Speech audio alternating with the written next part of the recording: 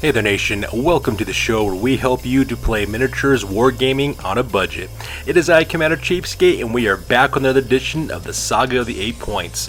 This is our series of battle reports that is dedicated to Warhammer Age of Sigmar Warcry, and this is battle report number 5 that's fought between Scream of the Emo as well as myself. My friend Scream of the Emo is bringing the Stormlords, an unmade warband, which would be kind of cool because I never actually faced this kind of warband before, so it's brand new on our channel. And I will be bringing the Lords of Azure Skies, my Stormcast Eternals warband.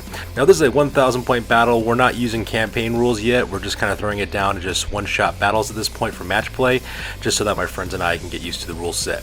So with that being said, ladies and gentlemen, we're going to play some background music real quick. If you want to see exactly what we're bringing for each of our warbands, go ahead and pause and take a look at your own leisure. So with that being said, let's get this battle report on a roll. Crom, I've never prayed you before. I have no tongue for it. No one, not even you, will remember if we were good men or bad, why we fought or why we died. No. All that matters is that two stood against many. That's what's important. Balor pleases you, Crom. So grant me one request. Grant me revenge. And if you do not listen, then to hell with you. Alright, now that you've seen our army rosters, let's go and talk about the scenario rules for this one. So the deployment for this one is a straightforward frontal assault, which is kind of nice because our our dagger, our shield, as well as our hammer units will be able to be on the battlefield right off the go. So that part's kind of nice as well. The victory condition for this one is called Hidden Artifact, and the objective for that victory condition is to be the first to collect the most treasure icons. There's actually 3 little treasure counters that are spread throughout the battlefield. There's one near Scream of the Emo's deployment zone, there's one near my deployment zone, and finally there's one right in the middle of the table. And what ends up happening is at the end phase of every single round, what ends up happening is that my opponent and I will roll off to see who has priority. The player who has priority first gets to remove a treasure token from the battlefield. They can either take one off of the battlefield directly, or one from a carrot fighter that's happening to carry it. And this kind of the game lasts until the end of battle round number 3, and whoever has the most treasure icons by that point is the winner. Now the twist on this one is called Arcane Inscriptions, and what that means is that you could actually spend a double action to have one of your fighters read the weird arcane inscriptions that are written along the walls of the ruins in this battlefield. If you're able to do that, you actually earn yourself an additional wild dice on this one. However, there is a caveat to this. Because this battle report only lasts 3 rounds, I don't think my friend Scream of the Emo and I are going to actually spend any time using arcane inscriptions, because this game's all about speed, it's about movement, it's about grabbing those objectives and then moving out. So that's the reason why I don't think we'll be using that one too much. So with the scenario rules over with, let's go directly to the battle plan. Alright, so here's an overhead shot of the entire battlefield. As you can see, we're playing on the Bloodwind Spoil board, so it's all nice and deserty with gashes and blood all over the place, so it's kind of cool. The nice thing about this battle report is you also notice this is the first time we're actually using official Warcry terrain. We actually managed to paint up the terrain from the box set on this one, so we managed to put it up there in the middle of the battlefield, and I'm really happy with the way that it came out for the paint design. We kind of went with that whole kind of turquoise, ethereal, glowing look that was available for all the box sets for all the different ruins, and like I said before, we'll talk about how we went about making that terrain in another hobby side video, so that way you guys can see that. Anyways, enough about me gushing on my terrain and the paint job I did on those. So my friend Scream of the Emo is deployed on the far side of the table, and I am deployed on the near side of the table. And since we're doing a frontal assault attack, as you can see, our shield, hammer, as well as dagger units are already up on the battlefield. You can see the token icons that are near my deployment zone, as well as the one that's in Scream of the Emo's deployment zones. And then the token that's actually the third token is actually right in the middle of the battlefield. It's right beneath the platform, which is right smack dab in the middle of the battlefield. That's the palisade platform with the ladder hanging off the back of it. Right on the ground floor, right beneath that is the token on that one that we need to try to grab. My battle plan for this one is pretty straightforward. I'm going to use Horus, my Aether Wing, to fly in as quickly as he possibly can and grab that token, so that way I can take it away and actually move away with it, and hopefully I'll be able to claim it at the end of turn number 1 if I have priority. My second plan is to actually have my dagger unit, which is over there on the far right hand side with my other 2 hunters, have one of them grab that token right there in my deployment area, and then pretty much it's just a game of keep away and try to keep that token as long as I possibly can. If I'm able to, I might take the offensive with my shield unit there on the far, my hammer unit on the very far left-hand side with my leader, Balium Swiftsteel. I'll try to nab that one if I can, but I'm not really gonna, hold my breath on that one. Pretty much the plan is just to suppress my enemy, keep them at bay as long as I can, try to do a running game for the most part, which is kind of difficult because Stormcast Eternals are not very fast, but try to secure those objectives and to like keep those treasures, that way I can win the game. And that's pretty much the kind of battle plan I'm going with on this one. So with the battle plan over with, we go directly to the deployment phase. Alright, so starting on my left-hand flank, this is my hammer unit. Leading that, of course, is Balian Swiftsteel. That is my Hunter Prime. He is my leader. He's got an awesome 5 toughness. He's also got 30 wounds as well. He's just a beast in close combat and has pretty decent range combat as well. And then right next to him, that is Meridian Sunhelm. He's another Vanguard Hunter as well, and he just kind of teams up with him. And that's for additional support and shooting in close combat.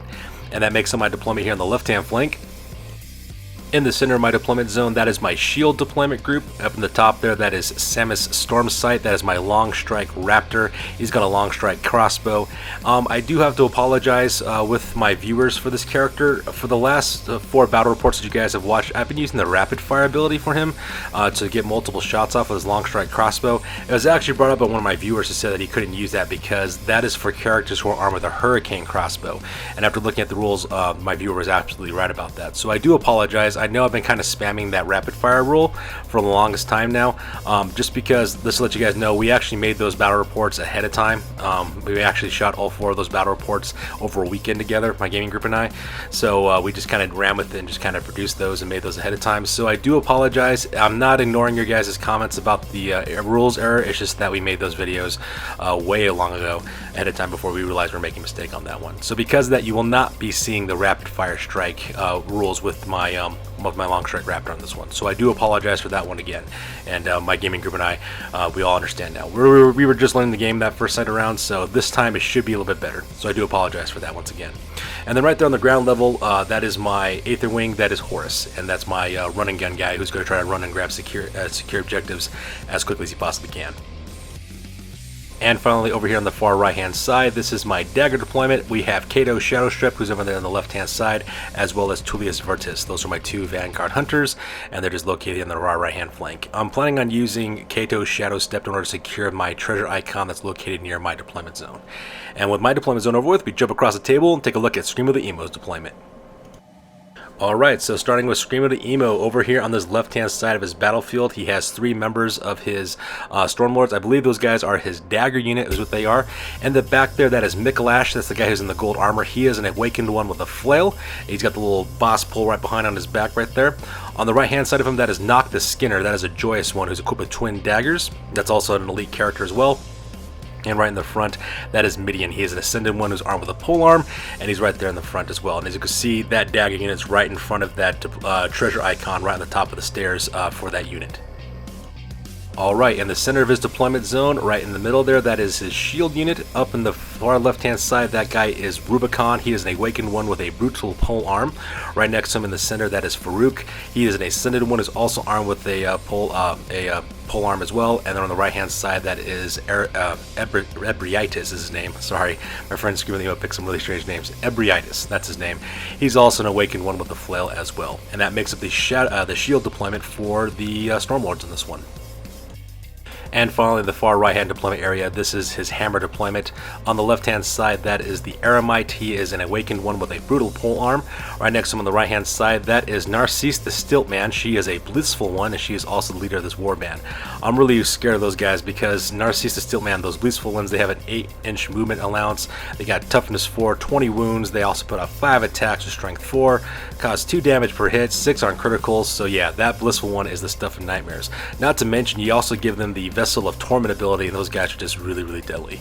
And then finally, right in the front, that is Albion. That is an ascended one, and that pretty much makes up my friend's deployment on this one. So with the deployment phase over with, you go directly to the top of turn number 1, and Scream of the Emo and I roll off for priority to see who goes first. Alright, so that takes directly to the top of turn number 1, and Stormcast Eternals managed to get the initiative on this one, and managed to get the priority on this. As you can see here, my friend Scream of the Emo, he has got a triple, which is in 5s. He's got 2 doubles. One is 2 and one is 4. I got 2 doubles, which is a 3 and a 1, and of course I got 2 singles as well. I decided not to use my wild dice on this one. I decided to keep my wild dice in reserve so that way I can use it to the start of turn number 2. Meanwhile, Scream of the Emo used his power dice to make his wild dice to make sure he's got a triple, which is that 5.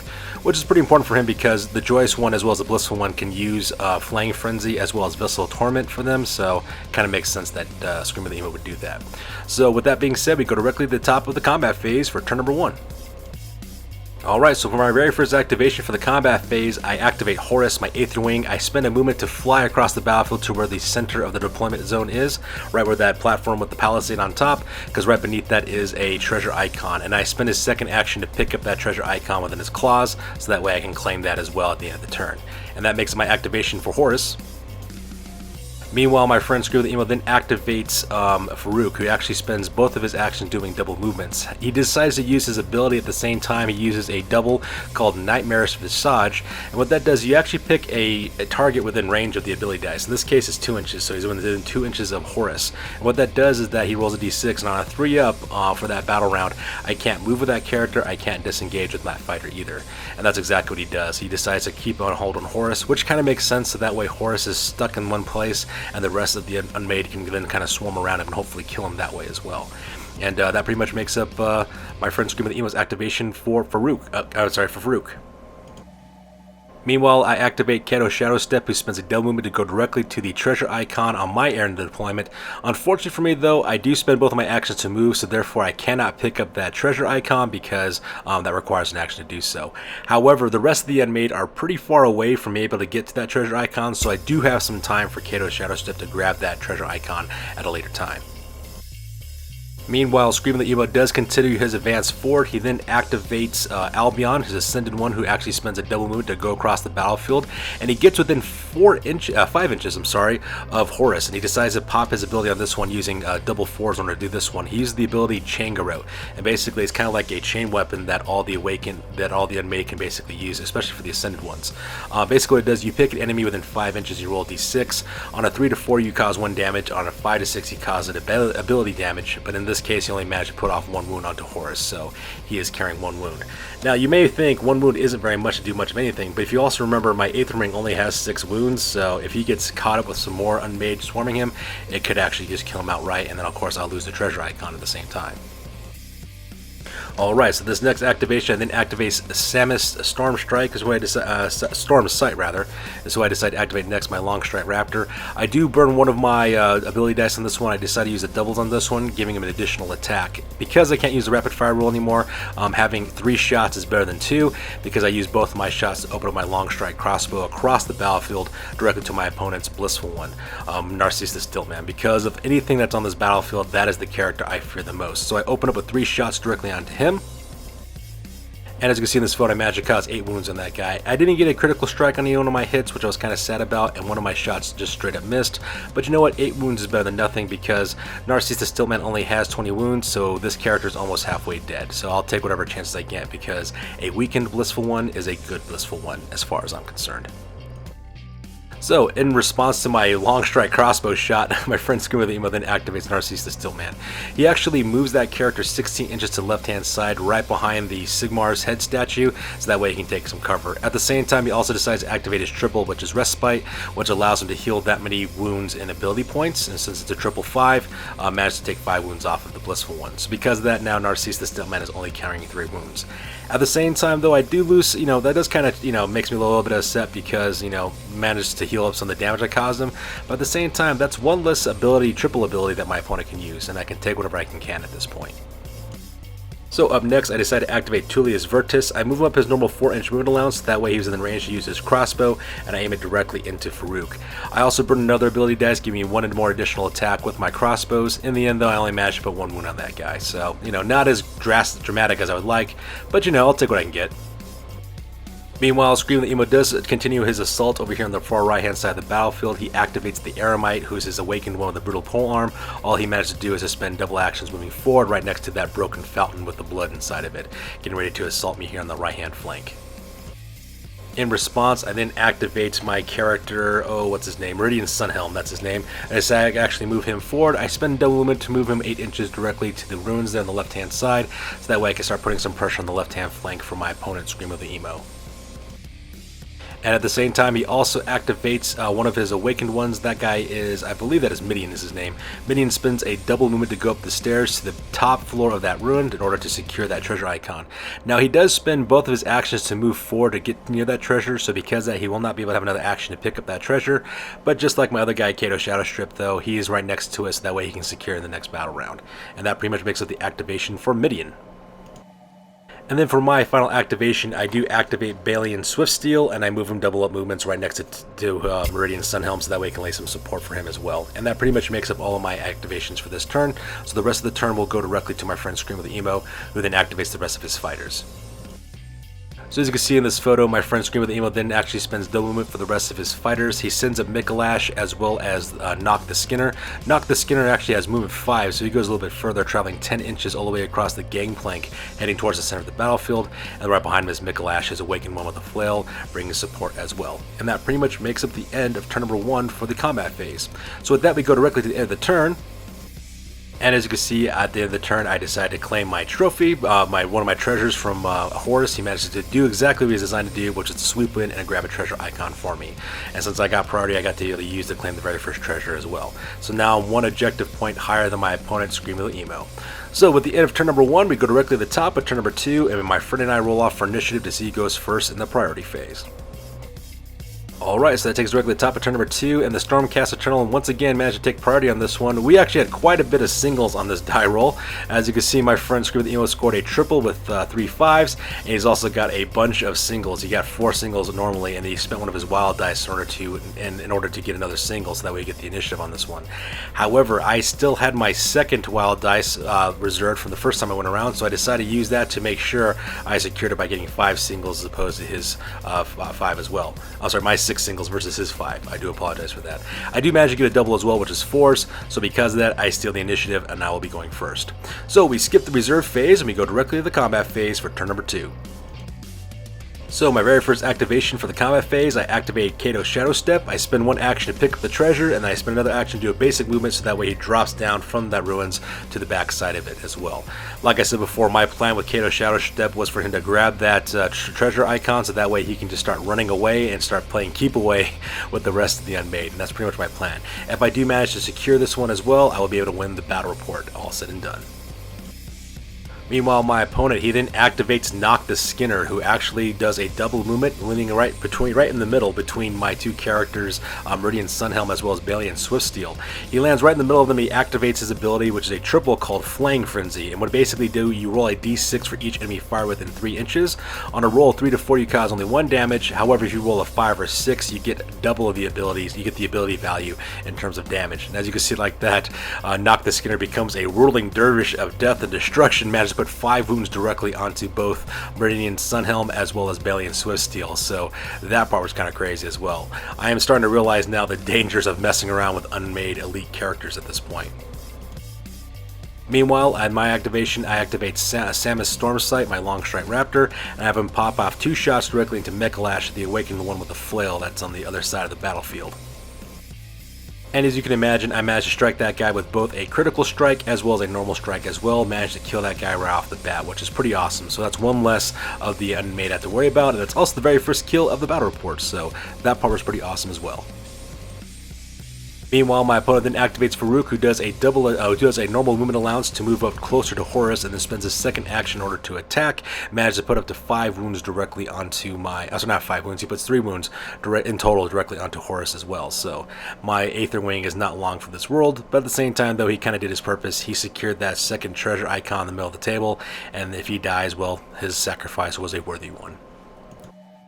Meanwhile, I activate Tullius Vertus, who then opens up this crossbow once again directly into Albion as well. I think I managed to put 3 wounds onto that guy with my crossbow shot, so because of that guy is now carrying 4 wounds, which is pretty nice because Ascended ones only carry 10 wounds anyway, so that part was kind of cool. Meanwhile, in the center of the battlefield, my opponent then activates Ebrietis, his awakened one with the flail, and he actually does a double movement to get directly into the middle of the battlefield, heading past that palisade platform and heading directly toward where Horus is located at. Looks like my friend Scream with the Emo is trying to assault my center lines at this point. Meanwhile, I then activate Meridian Sunhelm. He does a noble spin both of his attack to attack directly into the Joyous One, knock the Skinner. Managed to put, as you can see, there 8 wounds on him when it's all said and done. So that part was kind of nice because that guy only has 15 wounds, so he's about halfway dead, which is always a good thing to have when you're fighting against enemy elite infantry choices. Across the table, Scream of the Emo then activates the Eremite, who spends one of his actions to get clothing range within 2 inches. That way he can attack with his polearm, and he spends his second attack attacking me. He attacks twice, and the guy actually managed to get a critical hit off on that one. Managed to put 4 wounds directly onto Tullius Vertus. Well, it's not such a big deal because Tullius Vertus does have 20 wounds, but at the same time, though, I'm kind of a picky gamer. I really don't like it when my guys take damage. I know that's kind of shallow to say it, but I'm not afraid to admit it. Meanwhile, on the far left-hand side of the battlefield, my leader, Balian Swiftsteel, brings the thunder. He basically pulls both of his attacks directly into knock the Skinner and managed to wipe out that Joyous One in 2 fell blows. So that part was pretty cool as well. I think I managed to get 2 critical strikes because that was more than enough to push this guy over the edge. And so just like that, knock the Skinner joins the bloody dust of the Bloodwind Spoil. My elation, however, is quickly short-lived because at this point, my friend Scream with an Evo then activates Albion, his Awake Ascended one. That guy spends a normal movement allowance to get within range for him to attack with his weapons directly into my character. He attacks 4 times with his attacks, and not only does he manage to do that, he also managed to put critical strikes down. I think he managed to get 2 critical strikes is what he ended up managing to do. Put 11 wounds directly onto Tullius Vertus. So now that guy is more than halfway dead, which is absolutely atrocious, man. Those guys, those Ascended ones, I'm starting to get the vibe that with the Unmade, they're kind of like a high-risk, high-reward warband because, you know, they're not very tough, but when they do hit you, it really hurts. And so because of that, I am now terrified for what's going to happen to this guy if he keeps on fighting, if I keep on fighting against his Ascended ones all by himself.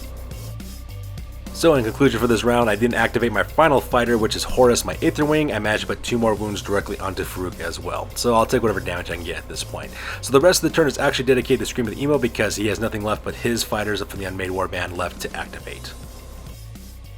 So here's a shot of the battlefield. As you can see, he actually activates some more of his troops and sends them forward. First of all, he then sends up Rubicon, which is one of his awakened ones with a brutal polearm. Actually has to spend double movements to climb up the wall of the palisade to jump over that to get right in front of Ebrietis, his awakened one with the flail, right there in the middle of the battlefield. The most dramatic movement, though, is when he activated Narcisse the Stiltman. That guy just flew across the battlefield with 16 inches, running all the way across the battlefield to the top of that platform, well within striking range to hit after Kato's Shadow Step or going after Samus Stormcast. And I'm actually pretty scared because those blissful ones, man, they can put the hurting if they really want to. And that pretty much makes up the end of turn number 2 for this one. So here's an overhead shot at the end of turn number 2. I do apologize for not taking an overhead shot of turn number 1, so if you were a little confused about what was going on the battlefield, I do apologize for that part. But here's the end of turn number 2. As you can see, I am pretty much pushing my assault over on the left-hand side with my forces, trying to stop his fighters from actually heading towards the center and also into my deployment zone. At the same time, my friend Scream of the Emo is starting to push his assault through my center lines as well as my right-hand flank. My right-hand flank is really under threat right now. I got the Ebrietis, I also got Rubicon coming in for the center. I also got Farouk taking on Horus, my Aetherwing, in the center. The only guys I really have standing left are Tullius Vertus as well as Kato's Shadow Step and Samus Stormcast right there in the bottom of my deployment area. But then my opponent started to take the offense. It was leading with Narcisse the Stiltman as well as his 2 other characters, Albion as well as the Eremite as well. And so I have to really look out for those guys as well. And as the rule states, because this is the end of the second turn, my friend Scream of the Emo gets to activate with his treasure. So here we are with the end of round number 2. As you can see, both Scream of the Emo and I both have treasure icons. So now this next turn, which is turn 3, was the very last battle round of the battle report. It is really important on this one, especially whoever has priority, because whoever has priority will be the one to be able to secure the treasure by the end of the turn. Alright, so that takes directly to the top of turn number 3, and this time my friend Scream of the Emo managed to give first. The Unmade will be the ones taking priority in this battle round. As you can see, my friend Scream of the Emo has secured a triple with 6s, which is always a dangerous thing to have. At the same time, I managed to secure 2 doubles. I managed to secure 2 4s as well as 2 5s. Now, I do burn one of my wild dice in order to try to take the initiative on this one, earning me 3 singles. But my friend Scream of the Emo decided to do exactly the same thing, netting him 4 singles, so because of that, he will be going first. So with the priority phase over with, we skip the reserve phase and we go directly to the combat phase. Alright, so the very first activation that Scream the Emo uses is for Narcisse the Stiltman. The Blissful One spends a normal action to drop down right next to Kato's Shadow Step, and then my opponent burns a triple for his additional abilities to earn himself 1 additional attack. So that way, Narcisse the Stiltman has 6 attacks instead of 5. And right there on the far right hand side with those 6 brown dice, that just kind of shows you the number of hits that he got landed off on a Kato's Shadow Strike. So you can see that he got 4 normal hits, and he got 2 critical hits. So for those of you guys who are having a little bit of trouble with math, what ended up happening is he managed to land 20 wounds exactly right on the dot onto Kato's Shadow Step, managed to kill my poor hunter, and managed to make him drop his treasure at the same time. Now, the only silver lining out of all of this is the fact that he won't be able to spend a turn to pick up that treasure because he used both of his actions to kill Kato's Shadow Strip. So now that treasure is kind of sitting there right there in the middle of the floor, and I gotta really make some moves really fast in order to secure that treasure, otherwise Scream the Emo's going to win this one. And that's exactly what I decided to do. I activate my character Tullius Vertus, moving back 4 inches, that way he gets me within the treasure, and I have him spend his second action to pick up that treasure icon as well. The only way that this plan can go wrong is if my opponent decides to attack forward with either Albion or with the Eremites. If those two guys charge forward and manage to kill off Tullius Vertus, they'll be able to secure that treasure and manage to win the battle report. So I'm kind of taking a gamble, but at this point though, I don't know what else I'm going to do because I'm just grasping at straws at this point. So, Scream of the Emo with some urgency activates the Eremite, who spends a normal movement allowance to move forward, and he attacks twice with his pole arm. Luckily for me though, he only managed to get off 2 wounds onto my character, so he wasn't able to get off any critical hits, which is a good thing because otherwise he could have just totally destroyed my character and managed to take that treasure at the same time.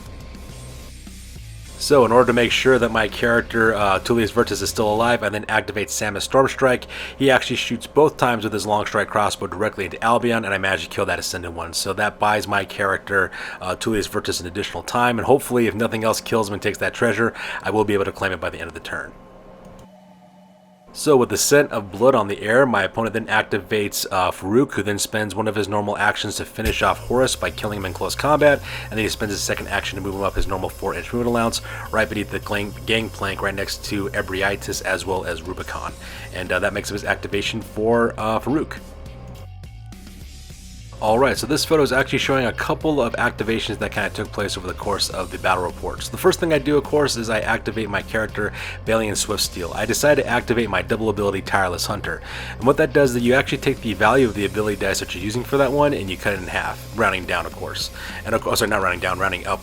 And so what I decided to do is add another 2 inches to my character's movement. So I took Balian Swiftsteel, I moved him up 6 inches right to directly at the top of the platform. I have him opened fire with his crossbow directly into Ebrietis as well. Now when I fired my crossbow, I was able to cause 1 wound, so not much really happened in terms of that, so that part was kind of sad as well. At the same time, my opponent then activates, what's his name? The guy on the far right hand side, Rubicon, that's his name. Rubicon then actually moves up a double movement across the gangplank, making his way towards directly where my character Tullius Vertus is, because he wants to try to secure the treasure if he is able to as well. And actually, we kind of made a little bit of a mistake on this one, because my opponent Scream the Emo actually meant twice, because I should have moved with my other character, but we forgot about that. My friend was just kind of like in the heat of the moment. I totally spaced it out as well. So we did make a rules error on that one, but you know, you can't be perfect all the time. My friend Scream the Emo then activates Ebrietis, who then also moves up his normal movement allowance directly into base contact with Balian Swiftsteel, has him attack with his normal attacks, manages to put 8 wounds directly onto my leader as well. I'm not too worried about those 8 wounds though, because, well, yeah, it is 8 damage. I have 30 wounds, so I'm not really too concerned about that at this point. So the next photo actually shows some more activations that took place multiple times as well. I then activate my character Murdius Sunhelm. I have him move up his normal movement allowance to the top of the platform there, and then I have him take aim with his crossbow, shooting directly into Ebrietis as well. I actually used a double ability dice to give him additional shots with this crossbow. I managed to put 7 wounds on him when it was all said and done. I think one of them was a critical shot, which is actually pretty cool as well. So that's even better for me because Ebrietis only has 10 wounds and he's got 7 of them, which is pretty awesome. And then for my friend's activation, his final one, he activates Midian, who spends a double movement moving across the gangplank in order to support Ebrietis in the combat against Balian Swiftsteel.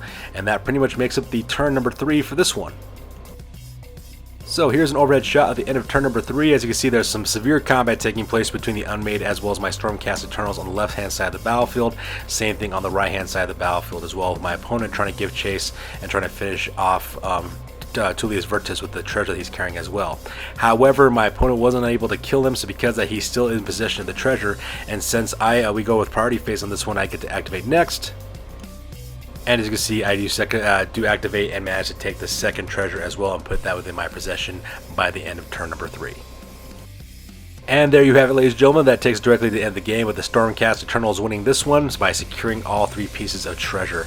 And I gotta tell you, this battle report was pretty stressful there towards the end because I didn't think I was able to get that last piece of treasure. I got pretty lucky on that part as well. So that being said, ladies and gentlemen, we'll go directly to the after action report because this battle report is now officially over. That's it, man. Game over, man. It's game over. Sure, I could have stayed in the past. Could have even been king. But in my own way, I am king. Hail to the king, baby. Alright, ladies and gentlemen, now it's time for the after action report. This is the part of the battle report we talk about what went well, what went poorly, and what we can learn for the next time that we do battle. This is the after action report for Saga the 8 Points, battle report number 5, ended up being a victory for yours truly. So let's go and talk about my losses real quick. I lost 2 fighters in this battle report. I lost Horus, my Aetherwing, as well as Kato Shadow Step. Screaming the Emo, however, lost Nock the Skinner, as well as Mikolash, as well as Albion. In the end, this game was extremely close. The only reason why I was able to win in this one was because of sheer luck. Luckily, my MVP for my warband, which is Samus Stormside, my Longstrike Raptor, was able to finish off Albion, the Ascended one. And the reason why I think that one won it for me is because if not, Scream of the Emo could have activated that fighter, had him move forward, and might have put the hurting onto Tullius Vertus. If he managed to do that, I would not have been able to secure the very last treasure for the battle report, and so because of that, my friend Scream of the Emo would have won that one as well. My impressions of the Unmade warband is that these guys are no joke whatsoever. They may be dedicated to Slaanesh, the god of pleasure and pain, and these guys show it. They have crazy high damage output for a pretty fragile gang. They're kind of like a glass cannon. They're very much a high risk, high reward warband in my opinion. Like, they take a lot of damage and they can easily be destroyed if you manage to be really lucky on that one. How at the same time though, these guys can really put out the damage like it's nobody's business, especially if they manage to get critical hits as well. I think the best way to play these guys is to send them directly into the fray with no hopes of surviving. And you're just sending these guys in there just to get body count as much as possible, which I also think kind of matches them narratively because if it's not me, if I'm not mistaken, the Unmade warband very much remind me of something Slaanesh would very much be the patron of. The Blissful one, Narcisse the Stiltman, that guy one-shot killing Kato Shadow Strip was extremely intimidating. Watching him able to kill that guy, fully healed up Stormcast Eternal Hunter, just killed in one blow. That was absolutely terrifying. Blissful ones now haunt my dreams, both figuratively and literally, because those things look terrifying according to the artwork, and I just literally saw what it can do when they really put the hurting on somebody. Now, once again, I do apologize for using the rapid fire ability on my Longstrike Raptor for so many battle reports now, for 4 battle reports. Like I said, we did make those videos in advance over the course of a single weekend, and we've been putting them out every week up to that point. So if you're wondering why we've been using that rules, even though you've been telling us in the comments that we're doing it wrong, that's why. We made these videos ahead of time, and I do apologize for that. We didn't catch those rule errors until we saw the comments section from battle report number 1, and by that point though it was already too late. So I do apologize that we have corrected that error since then, as you saw in this battle report, and we won't be doing that ever again. And once again, this was an awesomely fun game, all things considered, against an awesome opponent, and like always, I am looking forward to the rematch because Scream of the Emo likes to bring the pain. That's good to do for this one, you guys. As always, please feel free to like, comment, and or subscribe. Your guys' input is always appreciated. Also, check us out on Facebook, Instagram, as well as blogger.com for all this greatest news about the hobby aspect of this channel. That's good to do for this one, you guys. We will catch you guys in the next one. Peace out.